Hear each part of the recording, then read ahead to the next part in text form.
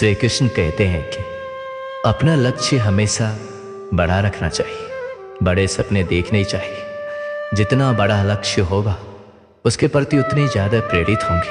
हो सकता है बड़ा लक्ष्य आप हासिल ना भी कर पाए, लेकिन उस बड़े लक्ष्य के पीछे जाते जाते आप बहुत कुछ हासिल कर लेंगे। प्रेरणा आपके बहुत ज़्यादा प्रयास करने से नहीं आएगी। इसके लिए आपको थोड़े से अपने विचार में, सोच में परिवर्तन रखना होगा। कठिनाइयों में या विपरीत परिस्थिति में आपको हमेशा संभावनाओं के बारे में सोचना चाहिए और आपको इसकी आदत डालनी चाहिए। चाहे परिस्थिति कुछ भी हो, आपको पहले उसको स्वीकार कर लेना चाहिए। इसके बाद आपको आगे की संभावनाओं के बारे में सोचने की आदत डालनी चाहिए। ऐसी आदत डालने के लिए आप छोटी छोटी परिस्थितियों से शुरुआत कर सकते हैं। कभी भी अगर आपके मन में नकारात्मक विचार आए तो आप ये सोचने की आदत डालिए कि ज़्यादा से ज़्यादा क्या हो सकता है, ज़्यादा से ज़्यादा क्या नुकसान हो सकता है। आपको लगेगा कि ये बहुत छोटी सी बात है और आपका नकारात्मक विचार चला जाएगा और आप प्रेरित रहेंगे अपने कार्य के प्रति। गलत स्वभाव रखने से आपकी प्रेरणा खत्म हो जाएगी।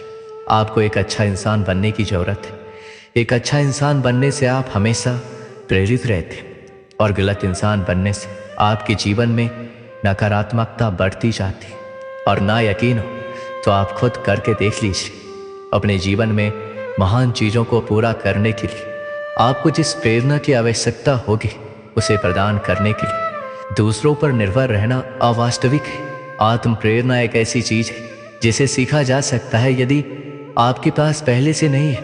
प्रेरणा की कमी का सबसे बड़ा कारण है कि कई लोग अपने लक्ष्यों को प्राप्त नहीं कर पाते, जिसके परिणाम स्वरूप खालीपन की भावना पैदा होती है। यहाँ हम आपको भगवान श्री कृष्ण के द्वारा बताए गए सरल तकनीकों के बारे में आपको बताएंगे, जिनका उपयोग आप अपनी आत्म प्रेरणा को बनाए रखने में मदद कर सकते हैं, ताकि आप अपने लिए निर्धारित किसी भी उद्देश्य को लगातार पूरा कर सकें। अपने आप को लगातार याद दिलाना महत्वपूर्ण है कि आप किसी विशेष लक्ष्य या उद्देश्य का पीछा क्यों कर रहे हैं। ये उन लक्ष्यों के लिए विशेष रूप से सच है जिन्हें हासिल करने में दूसरों की तुलना में अधिक समय लग सकता है। बहुत प्रयास करने और वांछित परिणाम ना देखने के बाद प्रेरणा खोना सामान्य है। लाभों के बारे में खुद को याद दिलाएं अपनी प्रेरणा को पुनर्जीवित करता है, ताकि आप अपने उद्देश्यों को पूरा करने के लिए करीब जा सकें। हो सकता है किसी के लिए सबसे बड़ा मोटिवेशन सपने हो, लेकिन क्या आपका ये मोटिवेशन उस समय भी बना रहेगा जब आपके सपने पूरे हो जाएंगे?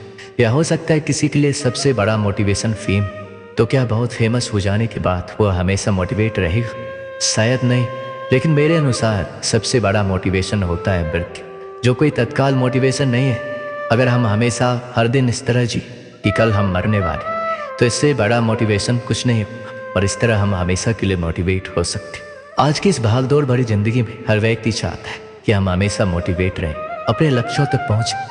लेकिन मोटिवेट रहना अपने लक्ष्यों तक पहुँचने और मनचाहा जीवन जीने की सबसे चुनौतीपूर्ण हिस्सों में से एक हो सकता है। क्या आप भी चाहते हैं कि आप प्रतिदिन अधिक प्रेरित महसूस करें, लेकिन सुनिश्चित नहीं है कि उस चिंगारी को वापस कैसे लाया जाए?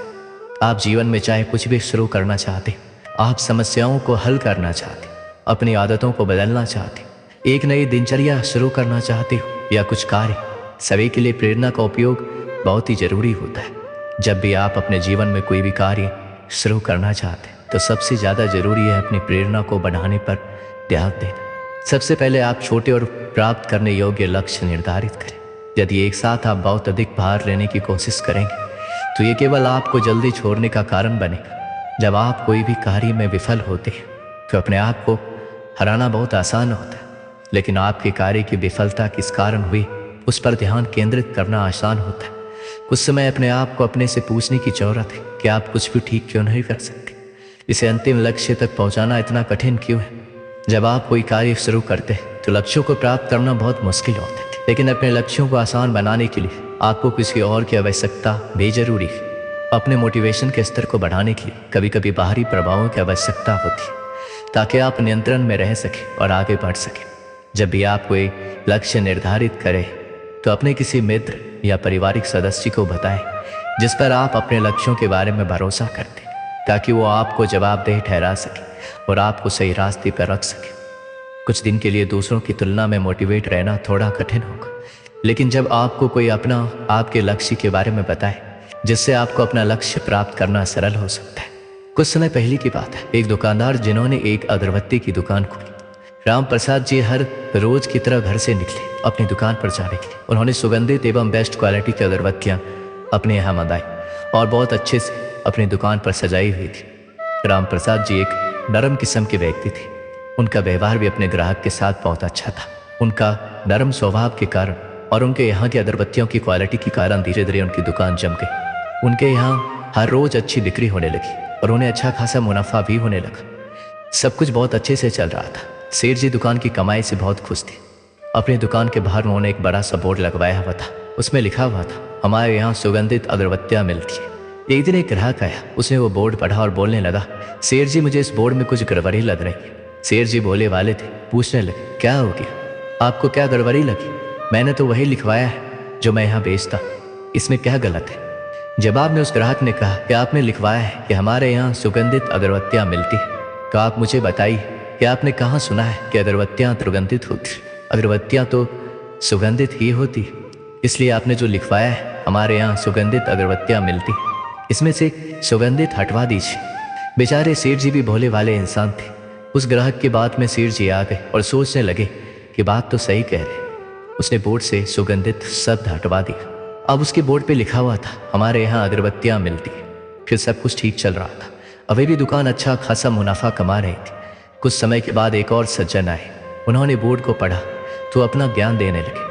सेठ जी, आपके बोर्ड में कुछ गड़बड़ी लगी। तो सेठ जी अब इस बार उस ग्राहक की बात को भी गौर से सुनने लगे।